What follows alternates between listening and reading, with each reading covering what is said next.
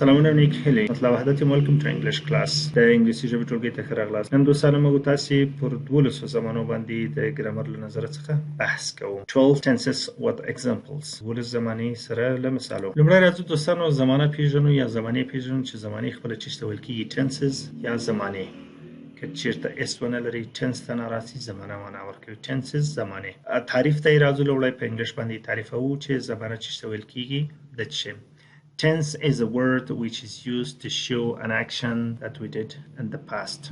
We do in the present and we will do in the future. زمانه هغه کلمه ده کوم عمل چې موږ په تیره اوس او یا هم په راتلونکي کې ترسره کوو راته ښیي. یعنې tense is a word هغه کلمه ده which is used کوم چې استفاده کیږي to show an action یعنې هغه عمل ښیي that we did in the past چې موږ په تیره کې ترسره کړی. past تیره زمانه. We do in the present او موږ یې ترسره کوو اوس حال زمانې ته present ویل کیږي. and we will do in the future. future راتلونکي ته ویل کیږي او موږ تاسې په راتلونکي کې ترسره کوو. ښه له پورتني تعریف څخه موږ داسې یو مفهوم اخیستی سو. from the above definition we can say that we have generally 3 tenses. نو له پورتني تعریف ته په کتو باندې موږ تاسې ویلی سو یا پورتني تعریف ته په کتو سره ویلی شو چې په عموم کې 3 زمانې لرو یعنې تیره زمانه، حال زمانه او راتلونکي زمانه. past, present, future. تیره، اوس او راتلونکي. زمانې هره زمانه دوستانو خپل ذات کې 4 حالته لري یعنې 4 زمانې نورې په هره زمانه کې 4 زمانې موجود دي. اصل کې زمانې موږ ویل چې تیره زمانه، اوس زمانه او راتلونکي زمانه. خو بیا هره زمانه بیرته پر 4 برخو باندې ویشل شوې ده. په مجموع کې موږ تاسې 12 زمانې لرو. لکه simple past تیره ساده زمانه ده. past continuous تیره جاری زمانه ده. past perfect تیره کامل زمانه ده. past perfect continuous یعنی تیره کامل جاری زمانه. په present کې په حال زمانه کې هم simple present ساده حال زمانه لرو. present continuous لرو یعنی حال جاری زمانه لرو. present perfect حال کامل زمانه لرو. present perfect continuous tense او حال جاری کامل زمانه لرو یا حال کامل جاری زمانه لرو. future په راتلونکي هم په دې ډول باندې simple future, future continuous, future perfect, future perfect continuous tense. ورته تاسو وګورئ په هر زمانه کې مو بیرته 4 زمانې لرو. راتلونکي ساده، راتلونکي جاری، راتلونکي کامله، راتلونکي کامل جاری زمانه. دا د زمانو تاسو ته معلوم شوي چې تیره زمانه، اوس زمانه او راتلونکي زمانه او هره زمانه 4 حالته لري. ان شاء الله الرحمن د هرې زمانې به موږ تاسې 4 سره حالتونه وایو او هره زمانه به بیرته 4 حالته لري. یعنې په هره جمله په هره زمانه کې موږ تاسې کولی شو 4 جملې بیرته جوړې کړو. اوس راځو ان شاء الله مخته ځو په مثالو کې تاسې سره سم ورباندې خلاصي کله چې تعریف سي له simple present نه دي موږ تاسې زمانې ان شاء الله الرحمن شروع کیږي. in a tense په یوه زمانه کې we study 3 items that are 3 مهم ټکي موږ تاسې یا مهم څیزونه موږ تاسو په یوه جمله کې مطالعه کوو. یعنې یوه زمانه له څو شیانو نه جوړه شوې ده. کوم مهم څیزونه په هغې کې موجود دي چې موږ تاسې هغه باندې ځان پوه کړو. لومړی جوړښت یا ساختمان چې structure ورته ویل کېږي. د یوې زمانې structure یا ساختمان یا جوړښت ده. څه شی چې په یوه زمانه کې په کار کېږي. دوم usage یوه زمانه چیرته استعمالیږي. په کوم وخت کې موږ کولی شو چې له یوې زمانې څخه استفاده وکړو. دریم diagram یا chart of displaying a tense د زمانې د نمایش چارت. کوم وخت د زمانې څخه موږ تاسې structure of tense د یوې زمانې structure څه شی ده خپله دا ساختمان څه شی ده. اوس ساختمان تعریفوو وروسته له هغه نه بیا مخته پسې ځو. structure is a formula of a tense that helps us to form the sentences of a tense and there are 4 forms and structures.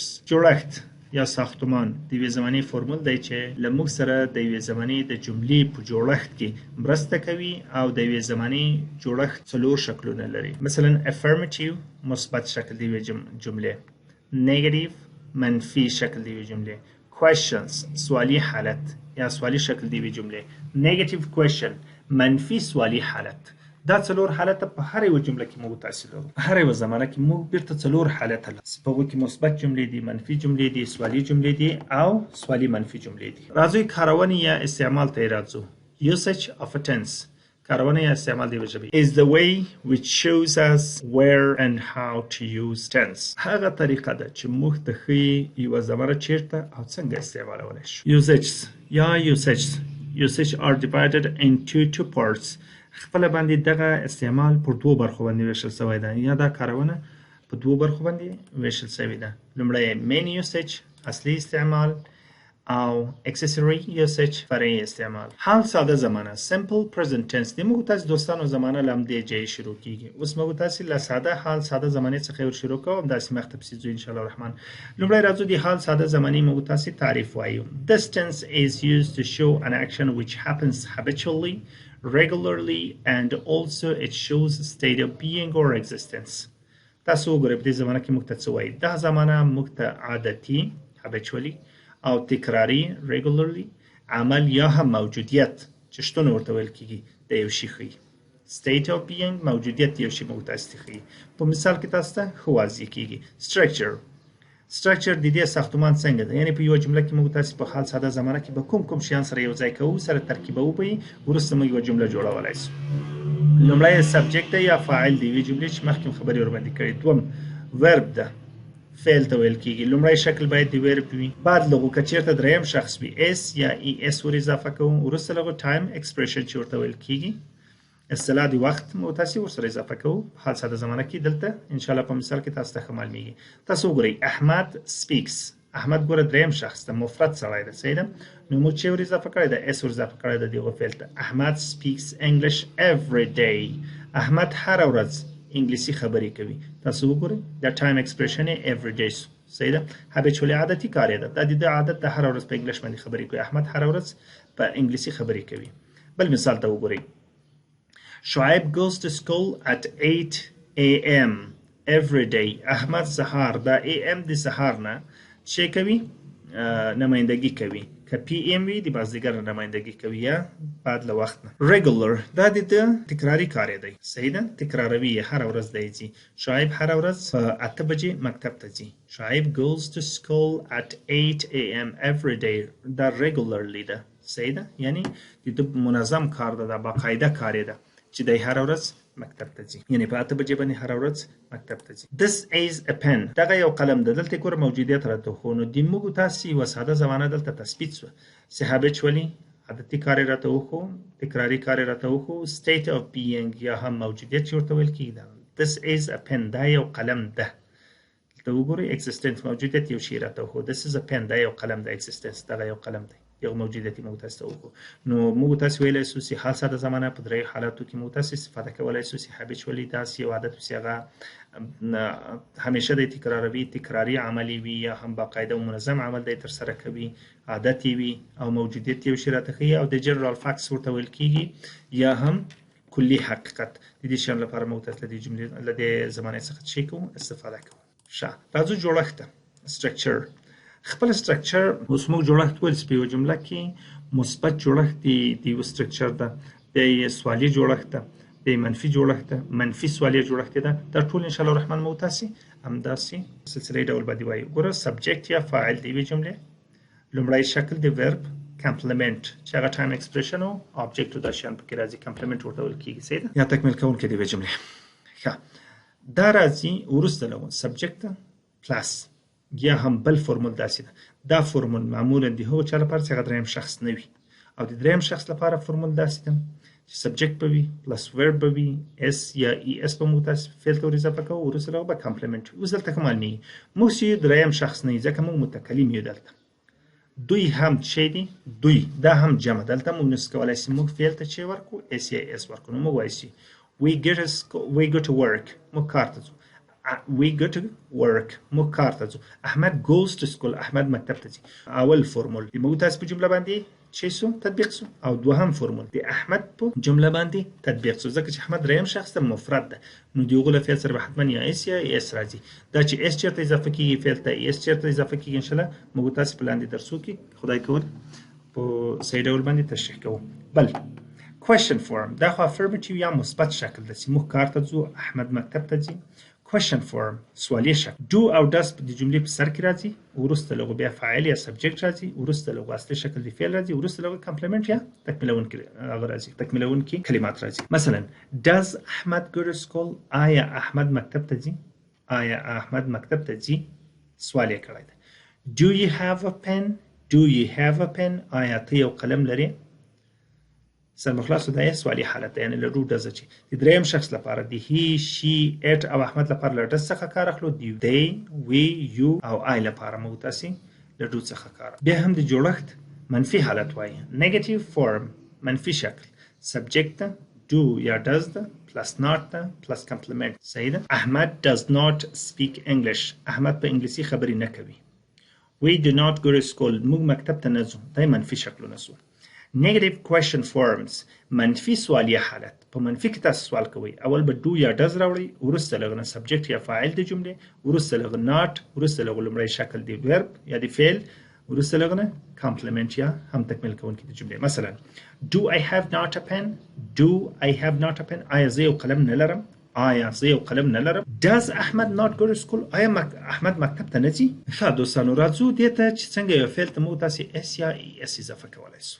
فعل ته په ساده زمانه کې په ساده زمانه مثبت حالت کې اس یا اس اضافه کولی سو. ګورئ هر کله چې تاسو یعنی یو جمله مثبت حالت ولري، نه په سوالي حالت کې اضافه کولی سئ، نه منفي حالت کې اضافه کولی سئ، نه په سوالي منفي حالت کې اضافه کولی سئ. فقط تاسو په بیانیوي حالت یا مثبت حالت کې د یوې جملې مثلا احمد مکتب ته ځي، احمد مثلا ډوډۍ خوري، احمد کار ته ځي، په دغو حالاتو کې د دریم شخص لپاره موږ تاسې اس په یوه جمله کې څه کوو؟ شرط دې سره چې دریم شخص وي. د دریم شخص په خاطر باندې موږ اس یا اس یو فعل ته اضافه کوو. د دې پر اصول باندې غوړي څنګه اس یا اس موږ اضافه کولی سو. دریم شخص څوک دی؟ دریم شخص هغه چاته ویل کیږي چې غایب او مفرد یعنی یو وي، هم غایب وي هم مفرد وي، یو به وي، چې زه او ته یې په اړه خبرې کوو. مثلا ما او ته د احمد په اړه باندې خبرې کوو. زه دلته مثال کې وایم احمد ښه سړی ده، زه متکلم، ته مخاطب او هغه هم غایب سو او ده هم مفرد. نو د دغسې فعلو لپاره موږ تاسې کولی سو کله چې د موږ تاسې فاعل په جمله کې د موږ تاسې فاعل مفرد وي او دریم شخص وي، موږ کولی سو چې دغو فعل ته اس یا ای اس ور اضافه کړو. نو په پورتنۍ جمله کې زه ویونکی، ته مخاطب او احمد غایب او مفرد دی. نوټ یاد ولرئ چې موږ فعل ته یوازې په مثبت حالت او د دریم شخص موجودیت کې دا کار. په نورو حالتونو کې فعل په خپل حال لومړی شکل باندې یعنی نو کولی چې موږ یا اس یا ای اس ور اضافه کړو. مثلا منفي حالت لرو، سوالي حالت لرو، منفي سوالي حالت لرو. فقط په مثبتو جملو کې د دریم شخص موجودیت سره موږ کولی شو چې فعل ته اس یا ای اس ور اضافه کړو. ان شاء الله په مثالو کې تاسو ته دا خبره ښه واضح کیږي. فعل ته په ساده زمانه مثبت حالت کې اس یا ای اس اضافه کولو د دریم شخص. مثلا موږ په حال ساده زمانه کې د دریم مفرد شخص لپاره اصلي فعلو ته فعل به اصلي وي، فقط اصلي فعلو ته موږ کولی شو چې اس ور اضافه کړو. مثلا هی هغه سړی، شي هغه ښځه، اټ هغه شی. د دې دریو لپاره موږ تاسې کولی شو چې موږ تاسې فعل ته اس یا ای اس ور اضافه کړو. مثلا he speaks English every day. هغه هره ورځ په انګلیسي باندې خبرې کوي. دلته ګورئ تاسو د موږ فعل speak ده خو اس مو اضافه کړی ده. speaks English every day. هغه هره ورځ په انګلیسي باندې خبرې کوي.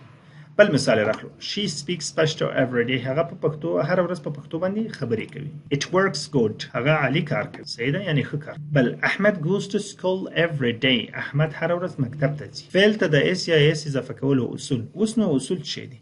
تاسو وګورئ دوستانو، لومړی که هر چیرته یا هر کله تاسو یو فعل ولیدئ چې هغه په اس اچ سی اچ زید ایکس او اس یا هم ډبل اس باندې شی سوی ختم سوی وي، یعنی اخیرنی کلمات یې په دغو کلماتو کې یوه کلمه یي، نو موږ ورته ای اس اضافه کوو.